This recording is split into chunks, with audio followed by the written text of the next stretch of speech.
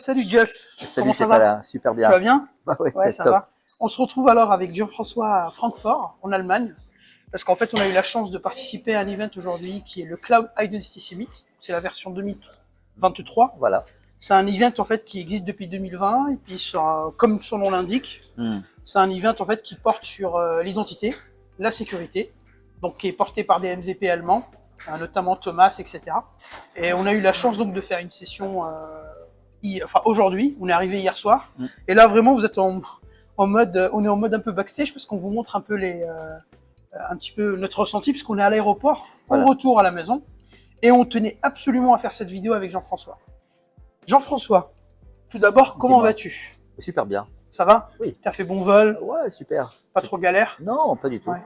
Il fait très chaud ici en plus. Il fait un peu chaud, il fait Ouais. beau en tout cas. Mais il fait beau, ça va.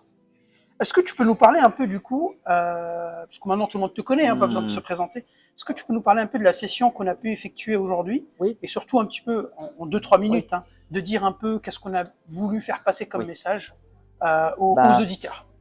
Premièrement, on va dire que c'est une version de notre session Zero Trust updatée. C'est-à-dire qu'on a pris en charge, on a parlé de toutes les nouvelles fonctionnalités de Microsoft Entra.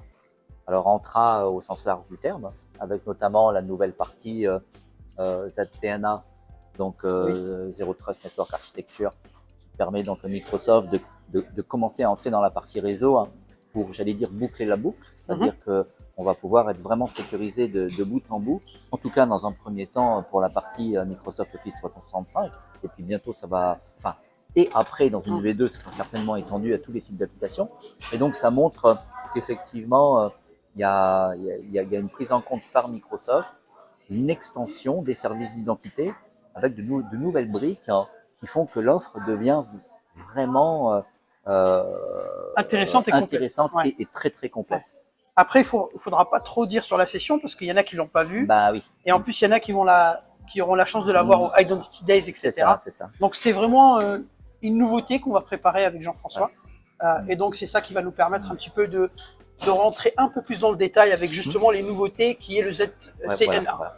Notamment, tu as fait une démo qui était vraiment sympa, où on voit effectivement on voit un peu comment ça fonctionne surtout. Voilà, l'utilisation de l'agent sur le poste client, sans entrer dans les détails. On en reparlera bien sûr. Voilà, qu'on peut être sécurisé de bout en bout et ainsi de vraiment protéger tous les trafics, hein, entre le poste de travail et l'infrastructure qui est là-haut dans Azure. Donc c'est vraiment fantastique. Oui, c'est Fala. Ouais, donc Jean-François, voilà, j'ai un peu dressé le tableau de ce qu'on avait vu ce matin et de ce qu'on avait présenté. Mais alors, vite fait, bien fait, là, tu peux nous faire un petit condensé des nouveautés de Microsoft Entra? Ok, sachant que j'ai pas beaucoup de temps, mon avion oui, part mais pas longtemps. On le fait en mode rapide. Voilà, on fait en mode rapide. Microsoft Entra, il faut le voir un petit peu comme la nouvelle area d'Identity Access and Management. C'est ça. En fait, on va avoir une nouvelle porte d'entrée à plein de services. C'est d'où le terme Entra. On est d'accord. C'est quand même vachement marketing, mais c'est intéressant. Mais ça marche. Voilà. Alors, ce qu'il faut savoir, c'est que vous avez toujours la partie Azure Active Directory, l'IAM, IDP classique que vous connaissez, qui lui, en fait, se transforme en Microsoft Entra ID, tout simplement. Après, on a d'autres outils qui vont graviter autour. On a donc la partie Identity Governance, pour la partie gouvernance, automatisation des workflows, etc. On a la partie Workload Identities pour protéger tout ce qui est SPN. C'est ça. Et on aura également un nouveau produit qui va s'appeler Microsoft Entra Secure Access, donc Global Secure Access, qui va finalement avoir deux variantes, le Internet Access et le Private Access. C'est ça. Tout simplement, qu'est-ce que c'est? Le Private Access et l'Internet Access, c'est tout simplement le fait de, en fait, quand vous allez vous connecter sur M365, comme Teams, OneDrive, SharePoint, etc., vous allez passer sur les edges de Microsoft. En gros, c'est comme si vous aviez un tuyau entre votre client et Microsoft, et vous allez passer dans ce tuyau. Donc l'intérêt de ça, c'est que le trafic n'est pas routé en public, il est routé à travers les firewalls, le service Edge de Microsoft. Voilà, donc là, j'ai pas trop le temps d'en parler, mais c'est qui est dans Azure. Mais c'est juste pour vous faire une petite introduction, sachant que bien évidemment, vous allez le voir dans les prochains events qu'on va faire avec Jean-François, surtout au Identity Days et à Lyon et à Montpellier. Voilà. Jean-François, tu le sais, j'ai pas beaucoup de temps. Est-ce que tu peux me parler rapidement, au moins, allez, au moins d'1 minute. Comme tu le sais, le Zero Trust, on se base aujourd'hui sur les identités et les endpoints. On fait un mariage de tout ça, ce qui fait que quand on se connecte, on a le mariage des deux. C'est ça. Avec les compliance, la partie identité, tout ça. Est-ce que tu peux me dire en quoi Microsoft va finalement étoffer son offre avec l'offre qui arrive qui s'appelle le ZTNA, donc Zero Trust Network Access, avec la partie network. Bah, en fait, la nouveauté, c'est Tu as quoi? une minute. Alors bien sûr, c'est pas Microsoft qui a inventé le principe. Hein. Bien sûr. J'ai envie de dire, si on veut faire vite, on peut prendre modèle sur ce que fait Zscaler. Zscaler, ouais. Donc Zscaler, c'est vraiment un peu le modèle de référence. C'est la solution de luxe.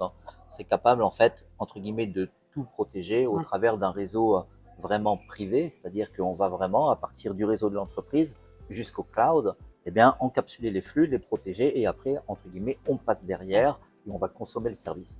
Donc, au lieu de passer par Internet, hein, avec des protocoles, certes, qui nous sécurisent, tout est en HTTPS et tout ça, mais on sait par exemple qu'aujourd'hui, c'est difficile de résister aux attaques de type man in the middle. Voilà, hein, surtout le phishing MFA, le phishing avec MFA, le vol de claims, etc. D'ailleurs, voilà, on sait aussi que si on veut s'en préserver de ces attaques-là, si on utilise des protocoles modernes comme FIDO, 2, exactement, ou comme les certificats avec le mode CBA, on arrive à être protégé. Donc, à nous de choisir le bon protocole d'authentification.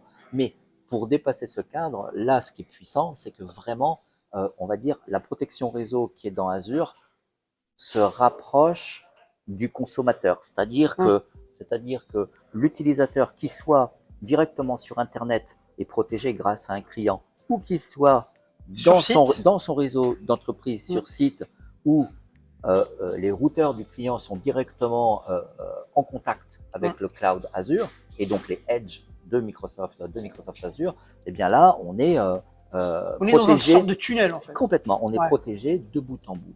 Et en ça, l'intégration du ZNTNA permet de faire du Zero Trust vraiment de bout en bout avec la partie réseau. Finalement, c'est ce qui manquait à l'offre Microsoft jusqu'à présent. Voilà. C'est ça qu'il faut retenir. Parce qu'il y a quand même beaucoup de clients qui me disaient, donc c'est bien beau le Zero Trust Microsoft, Identity plus Endpoint, mais c'est vrai qu'il manquait la partie network. La partie réseau.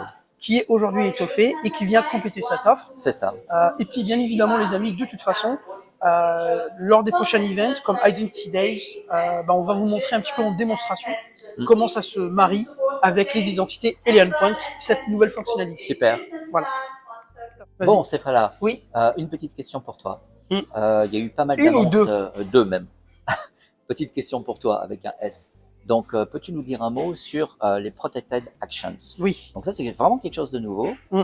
Encore une fois, ça a surpris fonctionnellement parce qu'on se dit, ils ont vraiment pensé à faire quelque chose d'utile. Oui, tout à fait. Donc, vas-y, parle-nous de ça. En fait, les Protected Actions, moi, je le prends toujours, il faut le voir un peu sur, quand vous faites en général dans les banques, quand tu fais un virement, même quand tu fais un virement, tu as remarqué, tu es déjà authentifié, tu as déjà mis ton OTP, ton double authentification, mais tu dois quand même revalider un token pour pouvoir faire ton virement. C'est ça, c'est-à-dire que c'est l'action qui est protégée. C'est ça. Donc ça veut dire quoi les Protected Actions? Ça veut dire qu'effectivement, aujourd'hui ça marche que pour les conditional access, c'est qu'on va se dire que si un administrateur souhaite tout simplement modifier une conditional access ou modifier une trusted location, c'est tellement important comme action, parce que ça peut, si tu veux, ça peut être un attaquant ou des choses comme ça. Exactement. Et dans ce cas-là, on va lui demander une sécurité supplémentaire. Je pourrais lui dire, par exemple, avec ce qu'on appelle de l'authentification contexte, que si tu souhaites modifier les conditional access, tu dois être obligé d'avoir du FIDO2 en passwordless. Voilà. Tu vois le niveau de détail sur quoi je peux y aller. Donc, et ça, c'est vraiment intéressant. L'action en question est protégée, par avec un niveau de sécurité supérieur. Oui, supérieur à la normale, en fait. Voilà, à la normale. Exactement.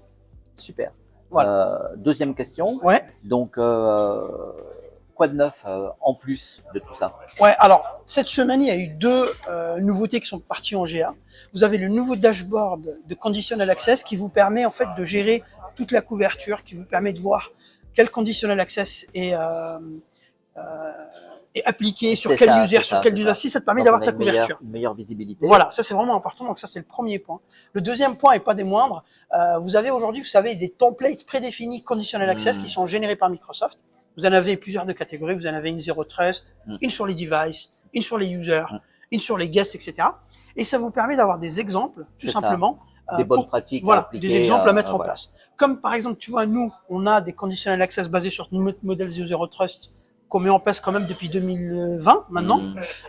Microsoft aussi a sorti un petit peu des templates très faciles à mettre en place. Vous pouvez les mettre en report only puis les étudier. Et bien évidemment, vous pouvez toujours créer vos propres conditional access. L'idée, en fait, pour Microsoft, c'est de vulgariser les bonnes pratiques. Exactement. En fait, et de faire en sorte que ben, quelqu'un qui se décide, bon, ben, ça y est, j'y vais, il est au moins une base Voilà, pour commencer. voilà. Ou aussi, c'est quelqu'un, par exemple, qui connaît pas vraiment. C'est pour ça. Il peut aussi attaquer facilement. C'est comme, C'est comme ce qu'on appelle la security default sur le tenant. Tu sais, Exactement. security default, quand ça arrive, tu as le MFA qui est activé par défaut et tu as le legacy authentication qui est désactivé par défaut. Bon, en général, on préfère le désactiver et faire tout même, nous, en conditional access. Bien sûr. Pour que ça soit quand même un peu plus granulaire, et plus propre en termes de sécurité et surtout en termes de troubleshooting. Bah, ok. Jean-François, dis-moi maintenant tout. qu'on a parlé un peu de tout ça, comment tu as senti un peu l'événement? C'était super. On Super. a eu beaucoup de questions. Voilà. Donc, ils étaient vraiment, j'ai envie de dire carrément, connectés avec nous. C'est vrai, c'est vrai, ce ouais. qu'on peut dire. C'était cool, hein, connectés. franchement. Ils prenaient des photos non-stop Sur nos stratégies, donc de ça, nos c'était sympa slides, aussi. etc. Ouais. Donc, c'est vachement, C'est vachement agréable. voilà, c'est très agréable. Et puis, tu as vu, il y a eu quand même pas mal de questions intéressantes sur les brise-glaces, Complètement. sur la façon d'exclure les groupes dans les conditional C'est ça, access, c'est ça, sur le PIM C'est ça. et sur le PHS, parce qu'on a eu un petit C'est ça. débat avec Oui, avec le un PHS. interlocuteur qui disait qu'effectivement, si vous avez de la DFS, Voilà, pensez on au moins à pouvait mettre le voir en secours. en secours. Voilà. Voilà. Alors que l'idée, L'idée c'est quand bien même, sûr de on est l'utiliser d'accord. pleinement. Voilà. C'est recommandé par Microsoft. L'idée quand même, c'est de passer en PHS et d'activer le seamless SSO C'est ce qu'on fait le plus souvent. voilà, Hein. et d'arrêter avec la DFS. Il n'y a pas de souci. Ouais. D'ailleurs, puisqu'on parle de ça, Microsoft a des scénarios pour aider les clients à bouger leur environnement, on va dire, à DFS vers Azure pour justement simplifier l'infrastructure on-prem. Effectivement, quand je disais c'est cher, c'est pas en termes de licence ou autre. Non, c'est tout ce qui est autour. La maintenance. Ah, ouais. En général, un ADFS, il te faut 2 ADFS internes et 2 WAP. Ouais, la Web partie Application HA avec les load balancers. Voilà. Enfin, il te faut la gestion des certificats. Donc, si tu as oui. un certificat qui tombe, il n'y a plus rien qui marche. Et puis, bien évidemment, il te faut le backup, le monitoring. La totale. Et la personne qui gère ça. La Ou totale. les personnes. Donc, l'idée d'aller chercher SAML là-haut dans Azure, c'est de simplifier toute cette infra. On s'en occupe plus. Et surtout, excuse-moi. C'est en haute dispo. C'est en haute dispo et surtout passer en haute, l'authentification haute avec OpenID Connect. C'est ça qui nous offre en fait. C'est ça qui est top. Toute, on va dire la modernisation des protocoles en termes d'authentification. Bon, bah écoute, Céphala, merci beaucoup pour cette interview. Toujours un plaisir de t'accompagner. Ouais, c'était super. On va se retrouver bientôt. Hein. Bientôt. Alors, le prochain événement, c'est le 2 octobre à la Rebuild avec Kevin. Donc, c'est à Nantes. C'est ça. On va rejouer cette session. Voilà. Et quant à moi, je vais aussi jouer une autre session, mais ce sera plutôt sur la partie data et protection d'un environnement M365 pour de la collaboration. Donc, il y aura un peu de Zero Trust, etc. Dans cette slide. Et puis, quant à moi, je vous dis, les amis, à très bientôt. Donc, on va poster cette vidéo, donc je pense dans la semaine, à voir. Et puis, on va continuer à vous faire plein de contenu avec Jean-François et puis avec d'autres amis. Et avec d'autres potes. Voilà, exactement. Super. Merci, Jeff. Voilà. Et les Identity Days aussi. Hein. Et les UC Days, bien évidemment, voilà, au mois d'octobre, fin octobre. Bien évidemment, n'hésitez pas à vous inscrire. Et en plus, comme vous le savez, c'est un event quand même qui est assez connu maintenant. C'est la 5e édition. Et c'est assez... c'est toujours intéressant de venir vous rencontrer. Donc, n'hésitez pas à venir. Franchement, c'est top. Ça se passe à Paris. Voilà. Et notez bien sur le site, on a changé de locaux. On n'est plus à Espace Saint-Martin. Donc, vous regarderez l'adresse exacte sur le site. Ça vous permettra d'avoir une idée sur les lieux. Super. Salut, Céphala. Merci, Jeff. À ciao. bientôt.